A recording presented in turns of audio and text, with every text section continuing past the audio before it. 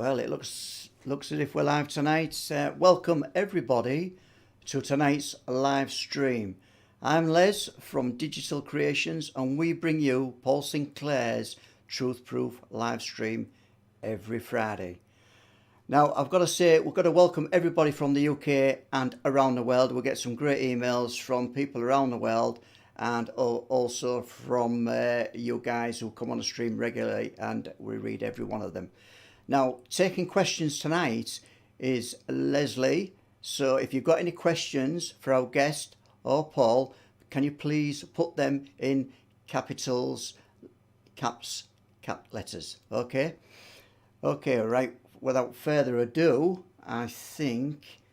Oh, now we'll go to the chat. That's what I think we're going to do. We're going to welcome people in the chat. Just let people get onto the stream. And let's see who's in the chat tonight. Well, we've got Bobby Dazzler. Welcome, Bobby, to the tonight's live stream. Donna Wellham. Good to see you in there. We've got Jessica Pym. That's Paul's daughter, who writes all the music. And I've got to say, now I've seen your name, Jessica. Jessica is responsible for the title intro music that you hear every Friday, so that's great. And she's got some great music on there, and if you go to the links that would put on the initial screen, that will take you to a lot of her work. So thanks, Jess, for all that. We've got Stargazer Eternal, thank you, Lisa Rod, and Tom Waters, and Rebecca King. We've got Alison Buttle, welcome Alison. Stephen Giles, welcome Stephen. And George Elridge. Now I've got to mention at the top, and you guys might have seen it, we've got a great super chat donation in tonight from Al Fucker. I'll say that again. I did say it right. Alf Hooker.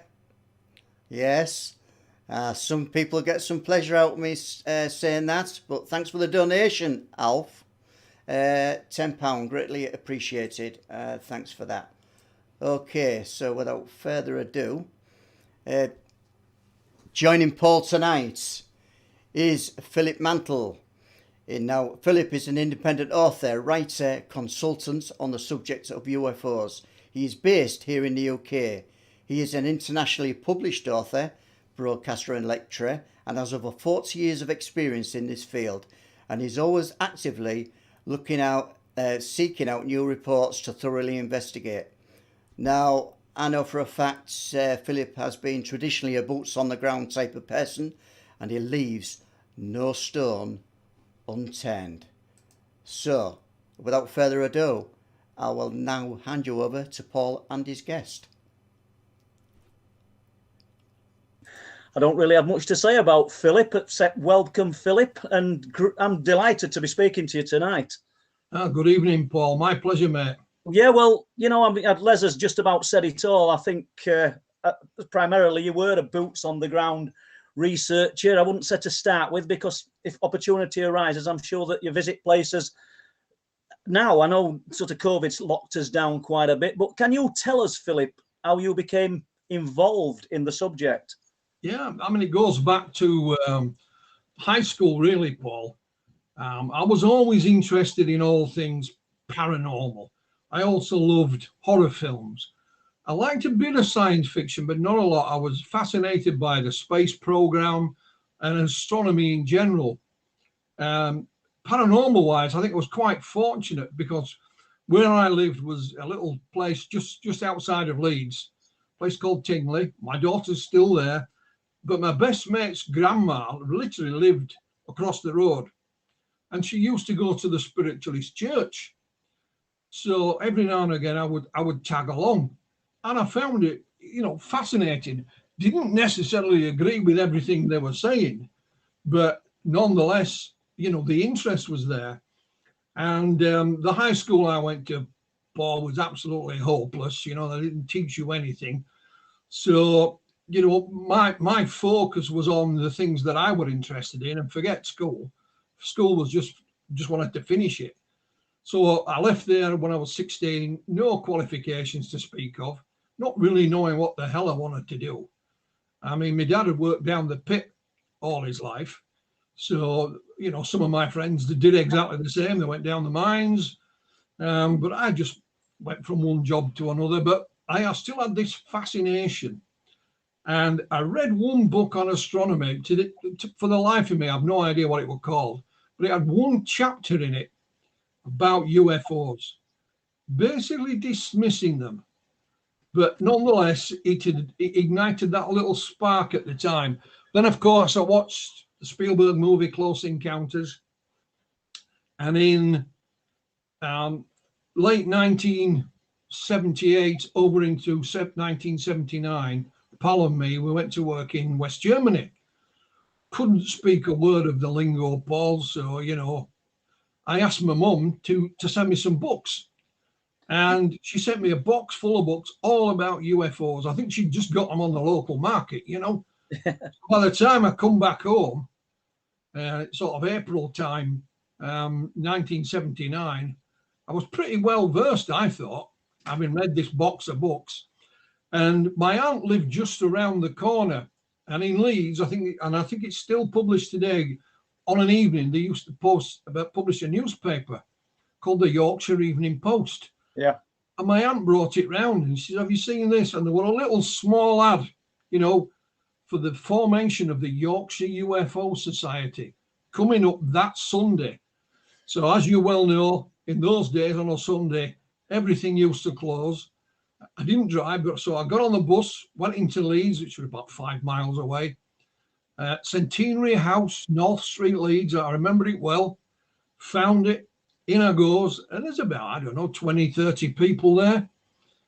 And the Yorkshire UFO Society was formed by two brothers, Mark and Graham Birdsall, Graham being the eldest of the two. Well, they put on a presentation, Paul, and that was me hooked, mate. Hooked like sinker.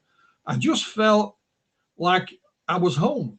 This was my niche. This is what I'd been looking for something. I didn't know what it was, and that day I found it. Plus, they had a stall where I could buy some more books because they were in short supply in those days. So for about 6 months, the meetings there were every month. I'd turn up, they'd do a different presentation. Mark and Graham had obviously been involved for a few years already. And they started a little membership. So I paid me £2 or whatever it was. And, you know, I wanted to know more. And that's how it all started. And of course, Graham went on many years later with Mark to publish UFO magazine, which sold around the world. Sadly, he's no longer with us, but that's how it all began, mate. That was me started. Yeah, we're fortunate to meet Graham on 2 occasions, and yeah, like you say, you were a great chap. And out of the 30, I know you'll not remember the faces and names, but how many stayed the course? Are any of them 30 still actively researching today? When you said there were about 30 people there. No, that there aren't, Paul. You know, I think I'm the only survivor. One that some listeners may know about is Tony Dodd. Yeah. Tony was a police sergeant up near Grassington in North Yorkshire. He hung around for a number of years. We had another chap called Graham Townsend.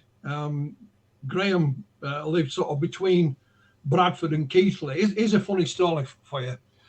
Graham turned up to one of our meetings once and he said to Mark Birdsall, not Graham, Mark, he said, I've got a letter here from the KGB. Mark said, stop messing around. He said, no, I'm not. I'm serious. I have a letter here from the KGB. So he said, well, let's have a look at it then. And he handed it over. And it was the Keighley Gas Board. So we told Graham that, and Graham never let Mark forget. You know, Graham was one of these, he used to call it his Ricketts book. He didn't have it written down. He used to remember it, even things that, you know, he made mistakes. So we had some fun times. Well, I bet you did. No, I think I'm the only one out of that lot that's still around, Paul. So moving from that, but staying in that kind of era, tell us about the caravan, because I know and what it achieved. Well, I think I was lucky in the respect. Graham and Mark had their faults; they weren't perfect. But for me, they were at the time. And we were fortunate that sort of from the early 1980s onwards, areas in and around the market town of Skipton in the Yorkshire Dales had a lot of sightings, Paul. And we tried to make ourselves as visible as possible. No internet in those days, so we would register our details at police stations, libraries, you know, anywhere we could. Pubs, we used to have a pub still. We'd ask the pubs if we could put it on their notice board. And one of the things we always used to do when somebody contacted us, we'd make it a point to ask them how they'd found out about us, so we knew what was working. So we investigated, you know, firsthand a lot of these sightings in and around, especially a little village called Carlton, and that is literally just outside of Skipton. And it's a something nothing little village, nice little pub. You go in it, you drive straight through it, and you go up over the moors, which was Carlton Moor. If you carry on straight over the top of the moors, it takes you into that forbidden land called Lancashire, you know, land of mystery and legend. And there wasn't much in the way of buildings on Carlton Moor. There was no animals farmed there. It was mainly heather, and it was game birds. That was so we spent many time there. I saw some strange lights myself from Carlton Moor. Tony Dodd had photographed them on the moor. We'd interviewed people in and around the area, so we decided to plan a PR exercise, and that our idea was we'd literally put a caravan on the top of the moor. We'd invite out some of our investigators along. They would be on other parts of the moor with, in those days, it was the old CB radios, and we'd log in every hour and, you know, see if we could see anything. And at the same time, myself, Mark and Graham also did lectures. I think we did 3, one in Harrogate. I can't remember where the others were. And we did some local media, you know, the newspapers. And we even put our own signs that we made up one side of the moor and the other, pointing to where we were, to encourage the local residents to come, because you had to come out of your way to go through there. It wasn't a shortcut to anywhere, you know, and come and report their sightings to us. And they did. And, you know, and we had some fun. I mean, we were there for 9 days in total. And I have no idea what happened to the caravan. I mean, we used to do a little raffle every month to raise the money to buy it. It was second-hand when we bought it. And I think the idea of a caravan came up simply because Graham's car had a tow bar on it. You know, it just had a tow bar on it when he bought it, and that's how it worked. And we actually kept the caravan on his drive. It's kind of thing that you could imagine there was a little TV play, isn't it? You know, like the metal detectors and the UFO investigators. Well, it is. I mean, I'll give you an idea. The very first night we were there, obviously it's dark. There's, I don't know, 6, 8 of us. And where the caravan was parked, the moor just fell away next to you, and it went downhill. And this light appeared in the field, and there's no buildings or anything there, Paul. So, well, what the hell is it? We knew it was a flashlight, you know, a torch. Anyway, this fella comes up with the flashlight in one hand, shotgun in the other, and he was the local gamekeeper, wanting to know what the hell we were up to. So we had membership cards for the Yorkshire UFO Society to show him them, and he just thought we were nuts. And he thought at first we were animal rights activists, because bearing in mind we're coming up to the grouse shooting season on the moors. And he said, you're actually on private land, because the lay-by, once it left the road, was actually on private land. And we had to go get permission the next day. We drove down this place, no idea where we're going, and we just stopped at the first house we came to, and it was an old lady, and she owned the land. And again, Paul, the look on her face when we told her what we were doing was like, you what? You know. But there you go. But from that, I mean, obviously you probably don't remember, but you will have got, did you get UFO-related information from members of the public? Absolutely, Paul. I mean, we were averaging, I don't remember it, we were averaging 11 sightings per day. Really? And it don't sound a lot But when you've been on that moor and you realise what little traffic passes there, these were all people that came out of their way to tell us. And we got it down. The one that sticks out in my memory, it was like I won't call them elderly, but I'll call them pensioners, mid-60s. And in those days, in Skipton, there wasn't a main supermarket. It hadn't got one at the time. So they had to drive a distance to go to the supermarket. So they would go once a fortnight. They'd always go on the same day, same route. So off they goes to the supermarket, fill up, coming back at night, driving along, same road they'd driven down 1,000 times before, Paul, and they said, oh, they've built a new factory in the field. And they said, set back from the road in this field was a factory with all these windows, which were all lit up, and to them it looked like it was in full production. And they just thought, oh, great. Off they went. Of course, a fortnight later, back to the supermarket, coming back the same way, looking for this here factory, and it did not exist, Paul. There was no, they hadn't gone a different route. There were no factories anywhere in the area, let alone on that road. But I've driven the road they went in daylight, obviously, and there was nothing there, and they just said, we don't know. We just thought it was a factory. And that was it. And I mean, it's bizarre, but that's the kind of things people reported to us.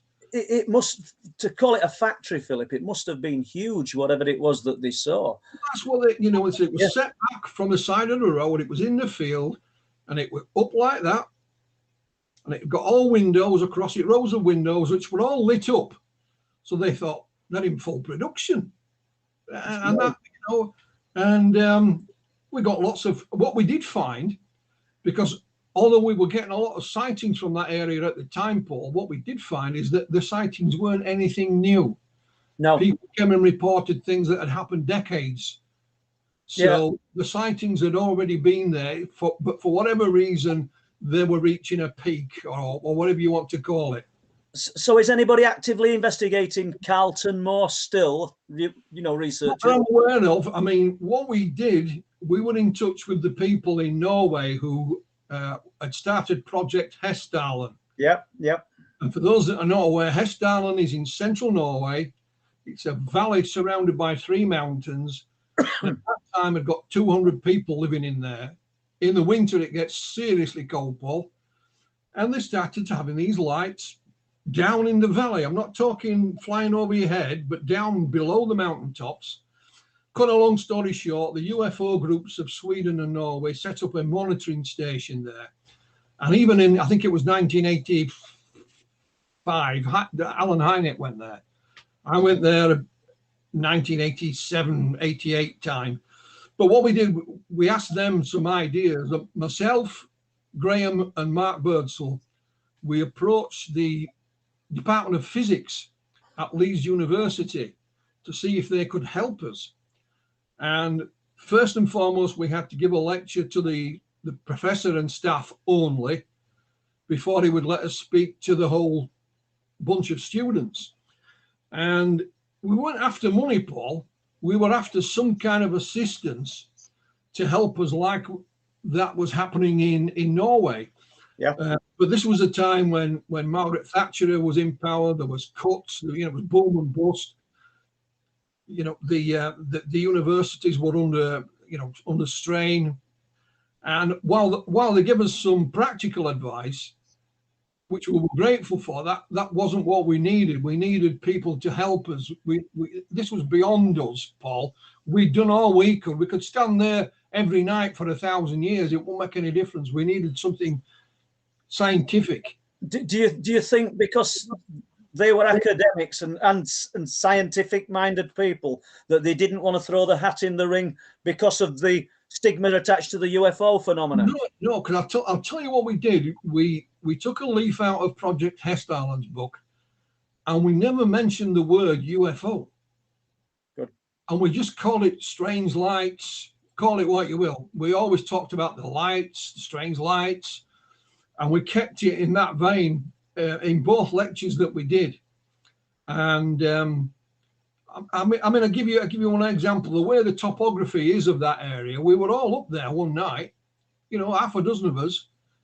And when I got back home, There's a message from somebody on the answer phone who'd seen something on the moor that night, but from our position, we couldn't see it, simply because of the way that the land lies. And we were cursing because we'd been there. You know, at that time, it was just down the other side of the hill now, you know. So there's nothing happening there as far as I'm aware, and to do it on my own would be a waste of time. But, you know, it was a fascinating time to be involved. I learned a lot from it, Paul. You know, we made mistakes as well. We're not perfect. But, and I saw the lights on the hill, you know, on Carlton Moor. Tony Dodd he took a photograph of the lights. He was so miffed by it, quality-wise. He went and bought some new camera equipment, and he put some high-speed film in it. Film, not digital. And he was literally a few years later on his way one night from where he lived near Grassington to meet Graham Bursell and his wife. And en route, he sees these lights again. So he pulled over, and in the distance is a well-known landmark. It's called Beamsley Beacon. It's not far from Bolton Abbey. This is the back road that runs along there. So he gave his wife Pauline the binoculars. He grabs the camera, takes a couple of pictures, and then the third one, he sort of wedged his elbows on the top of the car, keep it nice and steady, click. And Pauline's looking at this thing. She said it was like a top shape, but it all glowed in one, all glowed at the same time. Of course, 2 minutes later, he meets Graham in the pub restaurant and he's telling him about it. So we had the pictures developed, and hey presto, it was there. Now at that time, there used to be a group in the States called Ground Saucer Watch, and that was organised by a chap called William Spalding. They were the first to do computer image enhancements on UFO photos. Now they'd closed officially, but they still had the equipment. So we wrote to Bill Spalding, asked him if he would computer analyse these photos. I think it cost us $30, Paul. So we sent him the money. He analysed them.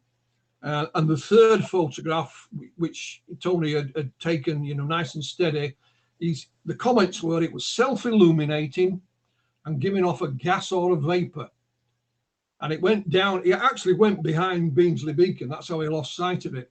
Yeah. And of course, there's the computer enhanced images as well. And he said, out of all the photographs they'd ever analysed from the UK, this was the only one that had remained unidentified. Excellent. So it was vindication, really. Yeah, absolutely. And just to stay with Hessdalen, I know I've asked you this question before, but obviously the people listening to this don't know. What are your views on what these lights actually are? Well, I mean, in Hessdalen, I'll tell you how it developed with Hessdalen. They did such a good job. When Heineck was there in the winter, he literally called it a UFO laboratory. Can I just stop you, Philip? Can you tell us who Alan Heineck was? Well, Alan Heineck is, you know, he was the astronomer on Project Blue Book, the United States official UFO study that ended in 1969. He was their scientific consultant. He was an astronomer by profession, and he started off as a skeptic, did Alan Heineck.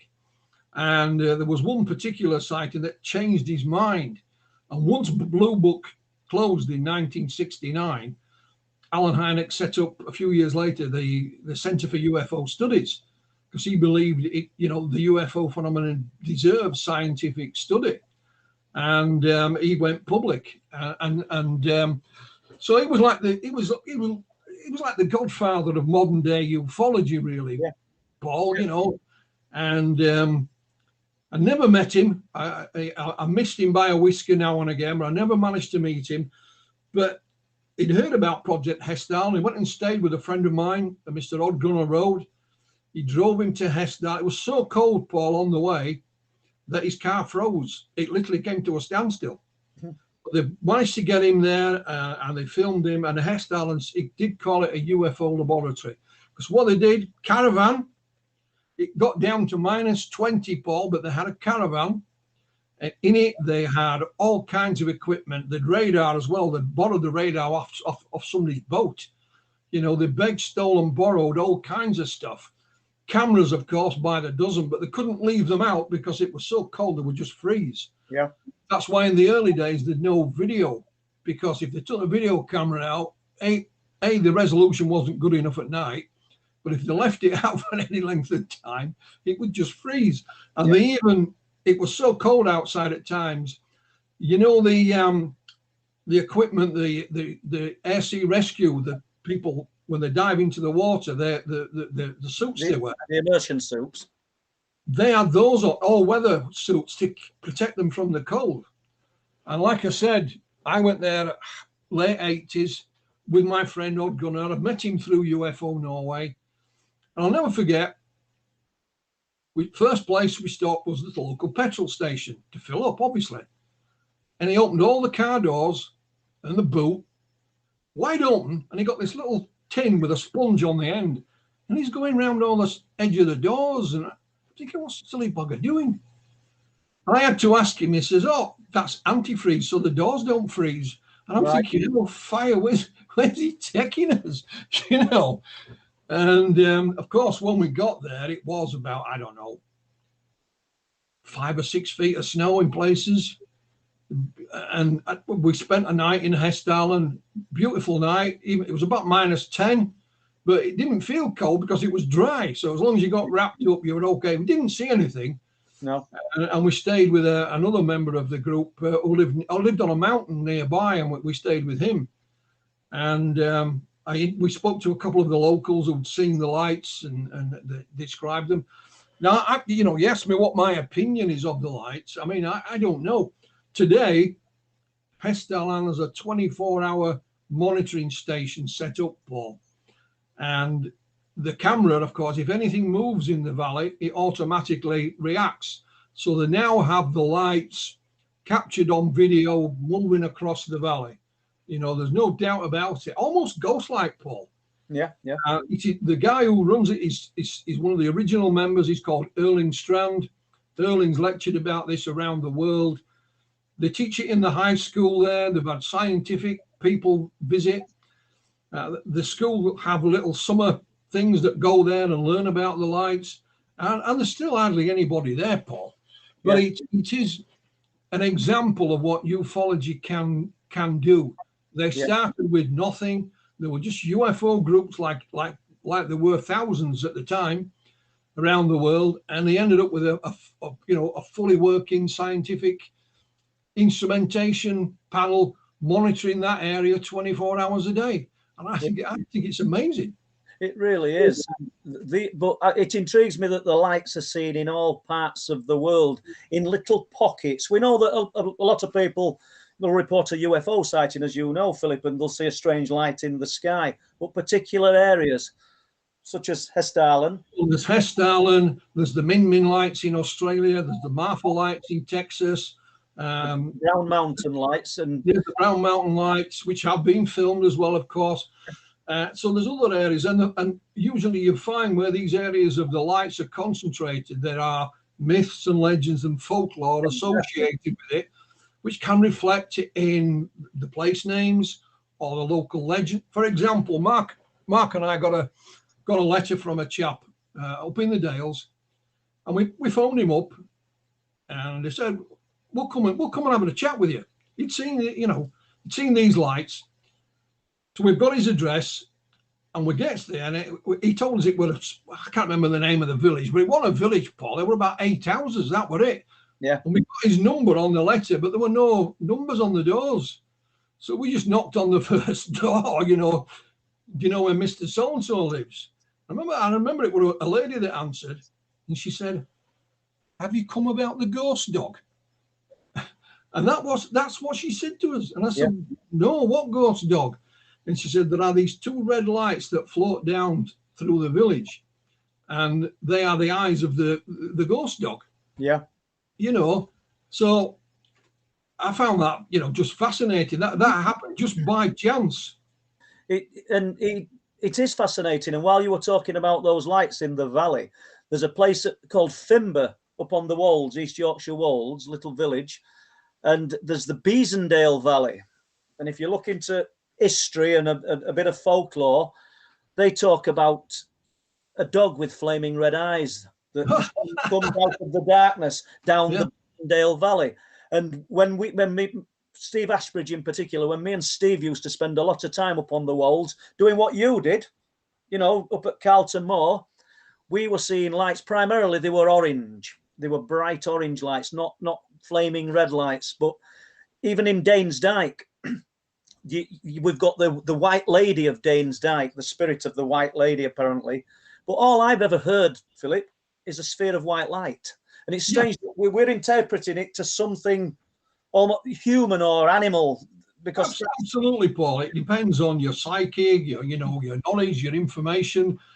And if you look at a lot of paranormal sightings, a lot of it is a light. That it begins with a light, and then for whatever reason, the person who's viewing it interprets it as X, Y, or Z. Some will just, for example, probably the most famous case in Britain, controversial, is Rendlesham Forest. Yeah. Late December 1980, Jim Penniston and John Burroughs are sent into Rendlesham Forest to investigate these strange lights, which I have no doubt were visible. They see these things, they get close to it. John Burroughs is stood there. His mate Jim Penniston is just, yards away. Now, Penniston describes seeing this triangular thing just off the ground. He touched it. It was warm. It saw these symbols on it. He walked around it. Now, his mate, who's just yards away, John Burroughs, says, I only saw lights. Yeah. I only saw lights. I didn't see any of that. He's not saying his mate's lying, by the way. No. He's saying, no, I saw lights, and they were yards apart. Yeah. But the stimulus, whatever it was, Paul, was the same. But, they've invented other scenarios to try and explain it. But how do two people who see the same thing report it as something entirely different? Well, you'll have come across that whilst interviewing probably countless people over the years, that multi-witness sightings, and while they all agree that there was something there, they don't all see it the same, do they? Well, that's what I would expect. It's like if me and you were stood at the side of the road and a bus went by, we'd both be able to agree it was a bus. Yeah. And I could say, well, I saw 6 people in the downstairs. You might say, no, I saw 8, but it was still a bus. Yeah. So there's always slight discrepancies. But here you have 2 gentlemen who saw something entirely different. Mm. It's not John Burroughs saying, I saw red and green lights, and his mate saying, well, I saw red and blue. It's not. It's something entirely different. And, I'll let the listeners, try and figure that out for themselves, because I'm not sure, I can. But so in these areas, as you were saying, Paul, it's when we came across the ghost dog thing quite by accident. But what it did, it then taught us to start and ask, when we were going to these areas and we were interviewing people, anything else? And they'd say, oh, did you know about so-and-so? We found, for example, up on the moors there, not far from Carlton Moor, in fact, you could see it, it's the other side of the valley. The local police were alerted. They thought they'd got a murder, because little walkers across the top of these moors used to find these bundles of clothes, but the clothes were brand new and they couldn't figure it out. But it was Wicca, it was witchcraft that was being practiced. And apparently they'd take their clothes off and put some kind of robe on and, go and we'll do whatever we can do. Nothing funny or fiendish or anything like that.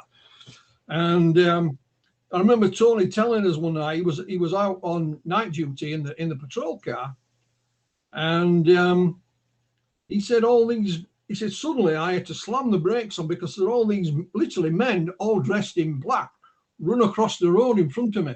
He said I nearly wiped them out. They were the SAS. Right. And even the local police were not informed that they were training in the area. And Tony said I could have taken out 6 or 8 elite special services men, because they were literally all in black. Yeah. And I know on other occasions, he got called out to a burglary. He went to the house, and there's a couple there who've been out for the evening, and said, what's missing? And they said nothing. He said, but all our ornaments have been turned upside down. So they'd gone out, come back, and the ornaments were upside down. And he says, they were there, I could see them. And he said, you know, and he said there were another occasion where he got called to a fire at a house, and he got there before the fire brigade. And he says, when you put the door in, you get down on your knees because the heat rises. So he says, in I goes on my knees, because he said it wasn't a blazing fire. And I opened what was the living room door, and he said, there's a person laid there, and the fire is coming out of his midriff. And he said, it's spontaneous human combustion. He said, I've never seen anything like it in my life. And again, there were all this, you know, mystery factories that were there one week and gone the next. Yeah. Dogs. It's funny you should mention the orange lights you saw, because on Calton Moor at the far end, from where we were, from Calton Village itself, there used to be a cattery. And we spoke to the guy that owns it, and he used to have like a routine at the end of the night. So before he went to bed, he'd go and check this, that, and the other. And where his cattery was, Paul, there was his house there, and behind his house was just the moors. There's nothing else there. And he said, I come out of the house, got me back to the moors, I'm going up to the cattery, doing my checks, and as I turn around, he said there were 5 orange lights up in the sky above my house. He said they were the size of dinner plates, and they were doing aerial acrobatics. He said, I've never seen anything like it in my life. And he said, I'm just stood there. And he'd lived there for a considerable time. He'd never seen anything apart from that night. So when you mentioned the orange lights there, it automatically I linked to something like that. And this is the days before these flaming Chinese lanterns and all this rubbish, you know. Do you know, Philip, that's what we're actively trying to film. I mean, I've been out 4 times this week, these lights. And, I've been with Bob Brown and various other people. Amanda comes out with us, who's in chat. And, I would have thought for 3 or 4 months now, we've not managed to even see anything. They might try and get a camera on it. So it's a pretty, as you know, thankless task most of the time when you stood at trying to observe these things. But that's the reason now I believe that there's a bit of intelligence attached to these lights, Philip, because, one example, the rock angler who we were interviewing for the documentary Bringing Down the Light, he stood with me and Bob. We're filming him on the cliff tops. I've told this story before. I asked him if he'd ever seen the spheres of light out at sea. Bearing in mind, he's fished those cliff tops for many years, and he'd come to tell us about what he perceived as a spaceship landing at the field, in the field at the back of them. He said he hadn't. I put the cameras away, and people will know what I'm going to say, literally. And Bob were with me, and Mick Sigson, they call this guy. He might even see this. They lit up. Yeah. In the sky, 2 above us. I said, like that. And we couldn't believe it. Got the camera out, they just switch off. Stood there like a fool with camera in my hand. Yeah. Put it away again, they're back on. We gave up in the end. Well, I mentioned my friend Dodd Gunner. I mean, I met him via UFO Norway. We are still best of friends all these years later. And he's of the same opinion as you, Paul, because he said, what we do, he says, at times we couldn't spend too much time outside because it was so cold. But he said, we get a shout, and the lights. And he said, we get the cameras out, get them all ready to go, and they're gone. Put the cameras away, and they come back on again. Yeah. And he said, this happened for him. It happened too many times for it to be a coincidence. He says, it was remarkable. We'd stand there until we're frozen solid, and we put the camera under our arm because they couldn't leave them out because they'd freeze, and the lights would appear. And he said, we'd get the camera out and they'd go off. Yeah. And he said that time and time again. So I understand where you're coming from. And that's his opinion as well. He thinks, that he didn't use the word intelligence. What he said, it was for him, it happened too many times for it to be a coincidence. For him, it was deliberate. Well, when you consider the amount of times that those lights at Hestalen were seen, but not managed to be caught on film, we know that they are captured on film now. There must be some kind of awareness to them, just like with us up there trying to capture these things. I've been up there years, and on the Wolds in 2002. We've been unsuccessful on most occasions. It's, you know, I don't, the night I saw the lights on Carlton Moor, I didn't drive at that time, and Graham rang me, said he fancy going for an hour. Because it used to take about an hour and 15 minutes to get up there, maybe an hour and a half. So he come and picked me up, and off I went. And we stood parked in the same place we always used to park. You could see all the moor in front of you, no buildings, no nothing. And then this light came on right in the distance, and we knew there was no buildings there. There's no road. So Graham looked at me, and if anybody that knows Graham, he used to drive like a maniac in the best of times, Paul. So we jumps in the car and he's off. But there's no street lights up there or anything like that. And he's going like a bat out of hell across Carlton Moor. And I'm looking out of the passenger window. And I don't know whether it was a gate, Paul, or, you know, that the area is renowned for its dry stone walls. But there was a gap in the wall, and I could see down across the moor, and there were just these massive lights hung in the sky. They're almost, if you could get the London Eye and stick it on Carlton Moor, it was a big circle of all coloured lights, and then it were gone because we were past it. I told Graham. He eventually brought the car to a halt, cursing and swearing. We climbed over the wall, and we couldn't see a damn thing. So we set off. When I say we, I mean Graham. Yeah. When you get to the far end of the moor, there's a road you can go down, and down in the dip was a little village. Can't see it from the moor top, and there's a road that actually circumnavigates the whole moor. We drove all the way around and didn't see a thing, and Graham was as mad as hell because he was concentrating keeping us on the road, you know. Yeah. And what it was, I have no idea, Paul. You know, I've never seen anything like it before. And nothing since. And there's nothing there. There is no buildings. It wasn't fireworks. This is about 12:30, 1 o'clock in the morning in January. You know, crazy time. Right. So let's jump away from this country for a moment then, because there's a story that I know that I don't mean you've revived, because you've found new information about the Calvin Parker story, October 1973. So we're going back. Do the maths. We're going back quite a number of years, and Calvin's UFO stroke abduction experience is intriguing. But what I like most about it is you've done what a lot of other UFO researchers aren't doing, and you've actually found new witnesses, new information, instead of just rehashing the old.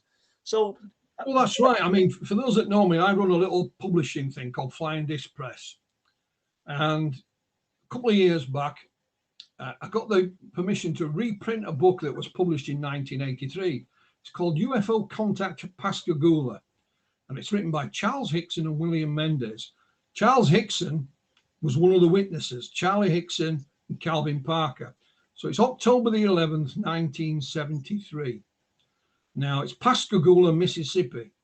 Charlie lived there, and he worked in the local shipyard. He was like a foreman. Calvin actually lived 200 miles away.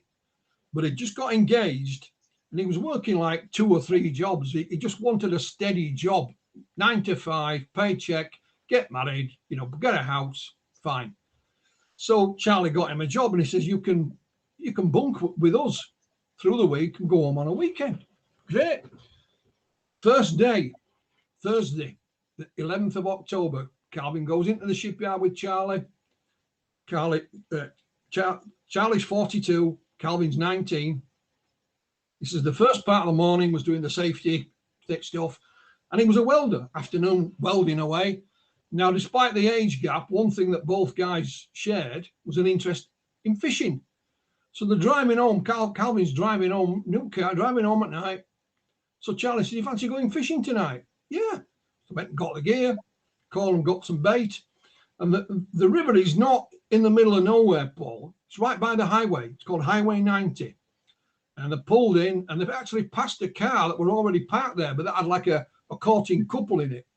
So they parked up, fishing tackle out. First place, there was a lot of flies. So they moved to an old abandoned pier. This place was falling apart. Great.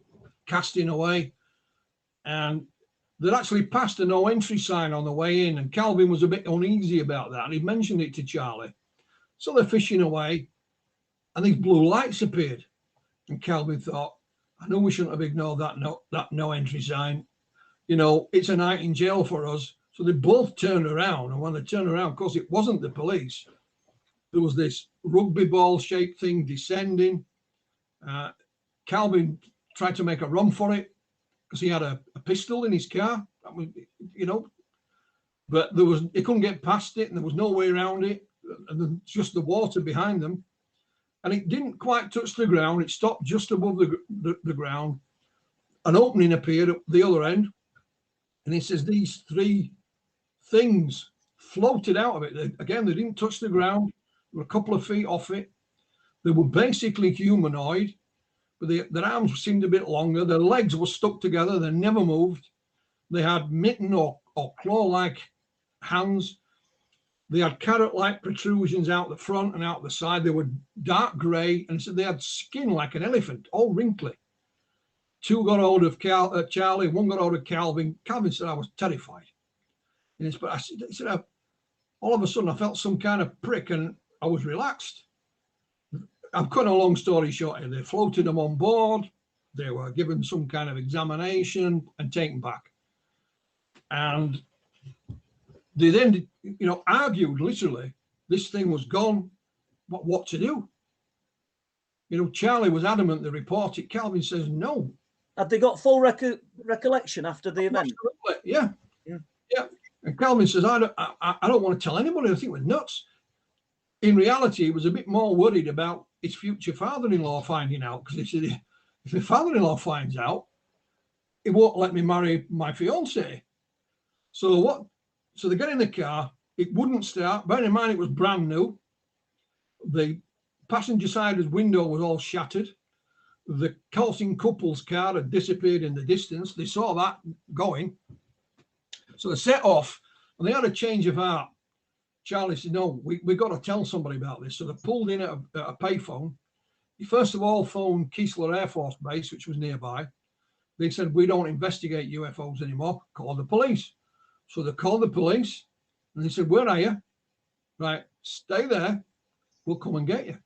So the police, in fact, it was the sheriff that actually came out, and they gave him a sobriety test, escorted them back into Pascagoula, interviewed both gentlemen separately.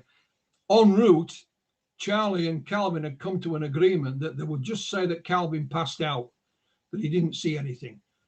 Because he was adamant he didn't want to tell anybody. And he said, that's the only way I'll let you tell anybody. If you say, tell them I passed out. I said, okay. So they were then put in a room together and left alone. And one of the deputies went to the desk and shut the drawer and come back 10 minutes later and again went to the drawer. What Charlie and Calvin didn't know is that he'd set a tape recorder going. And they taped them, and they thought, we'll get them now, you know, pulling our leg. Well, of course, that wasn't the case. They're still talking about what had happened, how they're going to tell their family. I think Calvin was almost saying a prayer at one point, because they're both, you know, God-fearing guys. So the sheriff says, you know, what can you say? Look, get off. And they begged the sheriff not to say anything. So they went home. And strange as it is, they went to work the next morning. And as they're driving into the shipyard, they noticed there was a good few extra cars. And of course, when they got there, somehow the media had got hold of it. And the boss sent for them and said, what the hell have you two been doing? The phone won't stop ringing. There's reporters outside. We can't get any work done. What's going on? You know, he thought they were murderers or something. So they told him, and he said, get off home, fellas, you know, out the back door. They come back the next day. They went to the hospital, had an exam.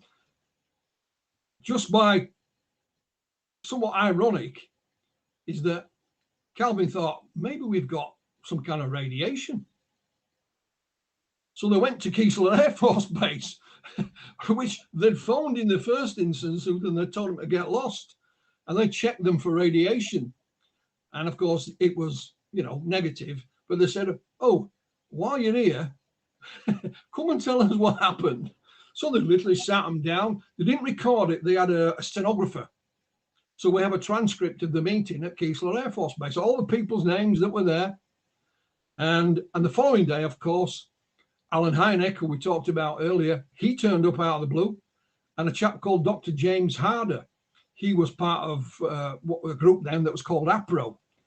And Harder tried to hypnotize both gentlemen. And cutting a long story short, Heineck left after hosting a press conference and said, leave these guys alone. Something really happened to them. And off he went. And it is alleged that became Heineck's favorite case down the years. And so Calvi went home. Bearing in mind, it's 200 miles away. And Charlie was the one that dealt with the media. He went on the Dick Cavett talk show, and he ended up speaking at UFO conferences. Every now and again, Calvin would appear at Charlie's behest, but didn't really want to. So, as I explained, Charlie, along with a chap called William Mendes, wrote a book in 1983, and I got permission to republish it. Charlie had died in 2011, and I thought, I'm sure Calvin's still alive, although I wasn't sure. I thought, I'll try and find him and see if I can get an interview. And it took me a few months, but I finally got him. I got a phone number for him, and I phoned him up, and he was very nice, very polite, but he didn't say an awful lot. And I never mentioned writing a book or anything. I just wanted an interview. Talked to him a couple of times, unbeknown to me. Not that long before I spoke to him, he'd been to a friend's funeral. And on the way out of the church, I think it was a book of condolence he signed, Paul. And as he's going, the people behind him, they looked at the book and they're all going, hey, wink, wink, nudge, nudge. It's that, it's the UFO guy. And he didn't like that. He thought it was disrespectful first, but he still didn't want to talk about it. And we're talking, 40 plus years. So his wife, Waynette, said, look, isn't it about time you put all this behind you and write, tell people, write a book about it. So he says, yes, darling, yes, dear. We've all said yes, dear, haven't we, to placate the wife. Yeah. Well, he did that. He'd no intention of writing a book. Then I appeared. So I explained to him what I do. And he said, well, I was thinking about writing a book. But he said, to be honest, I've no idea how to go about it. I said, well, if you want, I can help you with that. He said, I want to tell my story now in full for the first time. I didn't pass out. That was just a ruse to get the media off my back. Because 3 weeks after the event, he ended up in the hospital with a breakdown. Again, we cut a long story short, we wrote the book. It's called Pascagoula, The Closest Encounter, My Story by Calvin Parker. And to our amazement, it became a bestseller on Amazon. And Calvin did some local media. Now, bearing in mind again, Paul, the location of where this incident happened is right next to Highway 90. There's even a huge, great road bridge right over the river. So they were right next to it. So I remember saying to Calvin, you never know, we might get somebody else step forward. Because even in Charlie's book, there was, a couple of witnesses in there. Now, Calvin did a local TV show. And I mean just local. And they talked about it and the book coming out and him telling his story. And somebody put it on YouTube. And it was, thankfully, where you could leave comments. And one young lady wrote, my mum and dad were on the opposite side of the river that night. I thought, what? So I managed to get in touch with her on social media. Who's your mum and dad? Next question was, are they still alive? I didn't quite put it as blunt as that, but I just said, are they still around?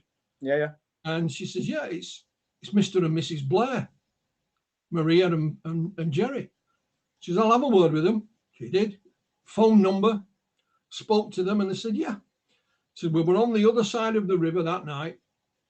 And she says, my husband worked in the I think it was the fishing industry. We're waiting for a boat to come in. It was late. So he'd been having a sleep in the back of the car. They both saw the blue lights on the other side of the river.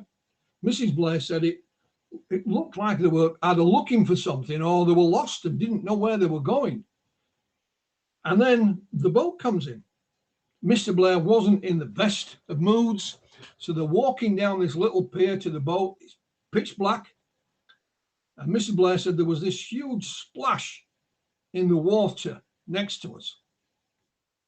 And she says, when I looked down, there's a grey man in the water. That's how she described him. That's her words, not mine. A grey man. She said he went under the water and went. And she says, I chucked my husband's belongings onto the boat. Bearing in mind, she had to go back past this place to get in the car. And she said, I run. Now, Mr. Blair admitted to seeing the lights, but that was it. So about a year later, Paul, sadly, Mr. Blair took ill. And he was desperate to speak to me. And I literally spoke to him on the mobile phone while he was in hospital. And he said, Mr. Mantle, he always called me Mr. Mantle. He said, I didn't tell you everything. He says, I too saw the humanoid. That was his word, humanoid. Yeah. And he said, I've told my wife for the first time. The reason I didn't admit it, he said, I thought everybody would think we were crazy. And we saw Charlie and Calvin on the TV and what happened to them. And he said, I saw the humanoid come up out of the water, so it go across the water. And he said, I saw the UFO take off. And again, make of it what. Sadly, a few months later, Mr. Blair died, but we have that on a little video as well that his wife made in the hospital at the time. He's still got his wires on him. It was almost like a deathbed confession, Paul. And I remember when I first spoke to Mrs. Blair, she said to me, she said, I often wondered if something similar didn't happen to us that night. And just recently, she has agreed to undergo regressive hypnosis. Now, whether you agree with that or not, I know is up for debate. And that was just one of the incidents. We also spoke to a Mr. Lewis Lee. Calvin was doing a book signing in Pascagoula. And this old boy, thank you, Mr. Parker, can I buy a book? Oh, by the way, he says, I saw it that night as well and walked away. And I said, Calvin, you get his name? He says, but luckily, somebody was taking photographs. And there is this chap with grey hair buying a book from Calvin. So I put it on social media, and it was one of the ladies who worked in the local library. I said, I know who that is. I'll have a word with him. Again, he agreed, got the phone number, and he was called Mr. Lewis Lee. And again, he was actually working on the other side of the river, Paul, in the shipyard. He was a crane operator. And he says, my cab was about, I don't know, he says 10 feet off the ground. He says, Philip, he says, as soon as I got in the cab, he said, you could see this thing. And he said, I can't do a Mississippi accent. I mean, I struggle with English, Paul, let alone anything else, And he said, it's the darndest thing you ever did see. And he says, the only reason I took my eyes off it is because I had a load on the end of my crane and my colleagues shouting, Lewis, what the hell are you doing? So he said, I attended to that, looked back, and it was gone. And, we interviewed him. I've been helped enormously by Dr. Irina Scott, who was a UFO researcher in the States, because I'd be ringing these people, Paul, and I'd sometimes get the time difference wrong. It was easier for Dr. Scott to do it. And so she'd conduct a lot of the follow-on sort of interviews on the telephone. Yeah. And record them, of course.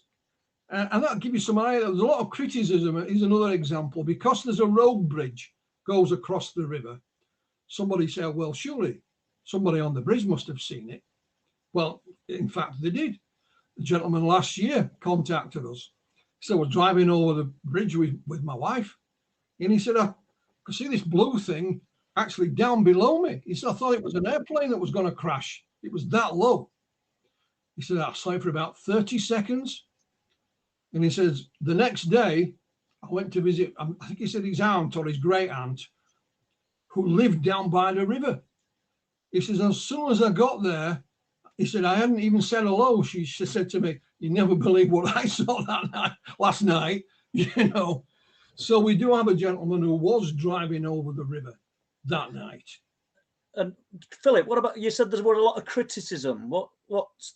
Well, criticism because of the location, Paul. And you would think that more people saw it. But what we found is that they did, and they didn't. I mean, this is 1973. Yeah. You have a UFO sighting, who are you going to call? It's not Ghostbusters. You know, plus they also, a lot of them saw on the local TV the way Charlie and Calvin were hounded, you know, Mickey taking in the newspapers about them. So they said, forget that.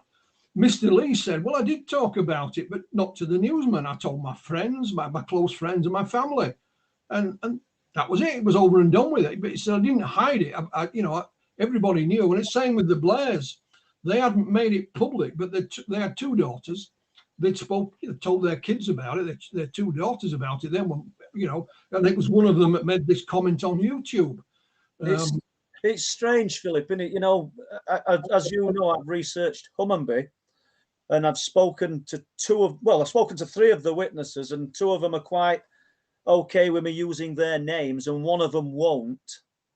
Yet they've had something, and absolutely, I think it's probably I think it stands with all good cases that I've heard about, you know, and the people's reluctance, it's got to be the pressure from outside, from media, from the people, as you said, who just want to laugh and snigger, because I don't think it's a lack of education. I think it's the way that we're sort of indoctrinated, and it's ingrained within us to think that it's all a joke.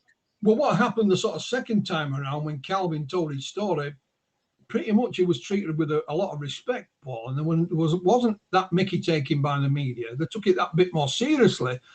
So people realised that and thought, well, nothing's happened to Calvin. You know, now he's come out, I'm going to do the same. Yep. And it also shows where cooperation comes in, because I was contacted by a gentleman called Stephanos Panagiotakis. Oh, what you got that? Have you got that written down? You've no idea how long it took me to pronounce that name, and I still don't think I've got it right. But anyway, he lives near Athens in Greece. Now, he was a UFO researcher back in the day, but he was also in the Merchant Navy as a radio officer. And so in 1981, he would, you know, he's on the ship. He's told me, I can't pronounce the name of the ship. And they docked in, he couldn't believe it, in Pascagoula. He knew all about the case. Originally, they were only supposed to be there for 2 days, but they ended up being there a week. So he made it a kind of a mission, to find Charles Hickson, who was still there, which he did. And he went to the newspaper office, because one of the newspaper journalists had actually seen some of that night. A chap called Don, I think it's called Broadhouse, or Broadus, I would pronounce it, you know. Mm. And the newspaper man, because Stephanos was Greek, he said, go and see this gentleman. He was a local pastor of Greek descent.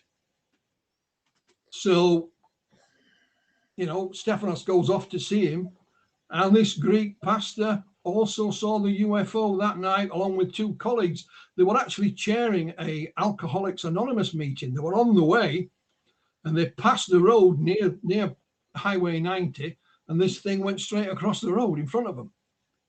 And so what Stephanos did, he took a photograph of the road, and they drew the UFO on the photograph for him.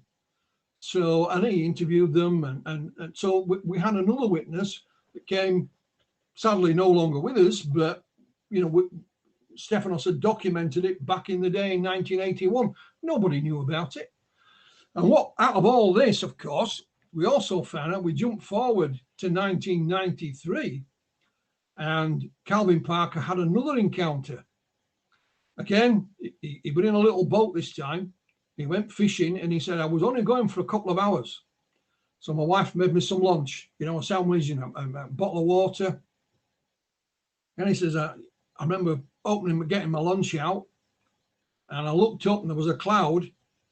And he said the cloud opened underneath. And then boom, that was it.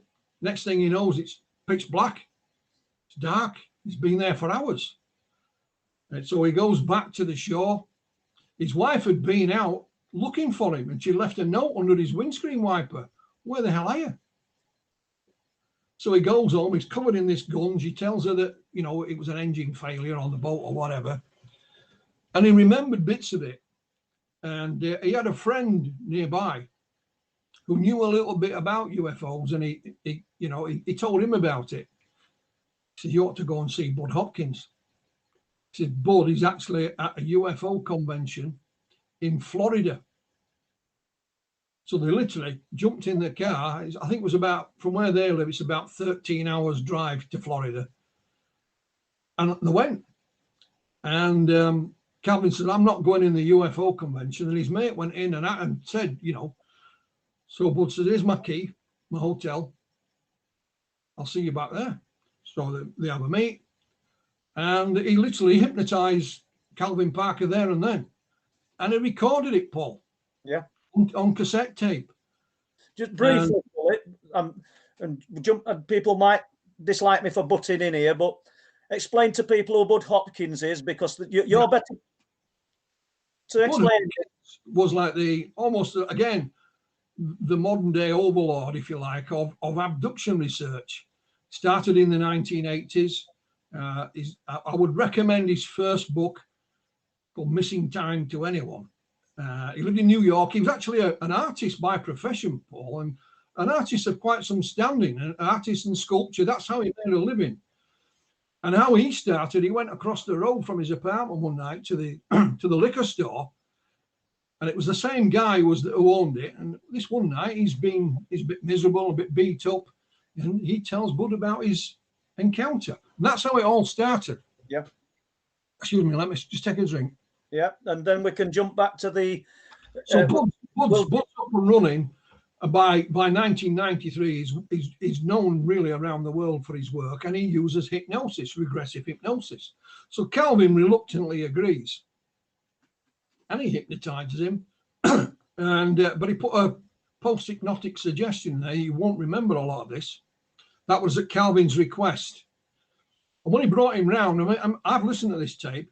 He says to Calvin, how long do you think you've been under this? 10 minutes. Well, an hour and a half. So what Bud did, he took him right back to his childhood. In fact, Calvin had 2 encounters as a young boy as well. And he related those and the episode in 1973 and this current one in 1993. And I was amazed. Yeah. Then because Bud, of course, by this time is now deceased. And his archive is with Dr. David Jacobs in America. So I had to get the tape with Calvin's permission from Dr. David Jacobs. I then found out, quite by chance, that the other witness, Charles Hickson, had also been to see Bud Hopkins twice, a few years apart, and hypnotized him. So I got those tapes as well. And then just by chance, we decided to write a second book with all this new info going in it. We had the chance of Kathy Marden, who's Betty Hill's niece, but as a profession is a hypnotherapist. We had the opportunity for her to regress Calvin. Can we just pause there for a minute? And because we haven't heard from Les, we'll just see if he's got any questions, Philip, and then we'll go back to is it Kathleen Marden or Kathy Marden? Yeah. Les? Yeah, okay. Thanks, gentlemen, for that. We've got some great questions in tonight's chat.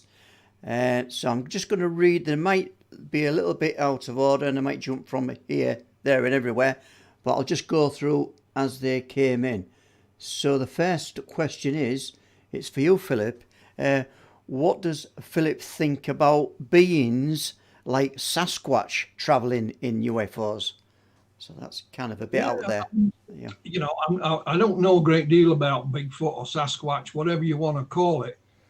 But again, I'll go back to what we were saying, Paul, is that when you look into these areas, perhaps not here in the UK as much, we have cryptids here, but Sasquatch is something apart. We're not big enough to hide a species that's real like that in this country. But again, I'll give you an example. You've just got hold of a copy of it. It's called The Meadow Project by Trey Hudson. The Meadow is an area in the southern part of the United States.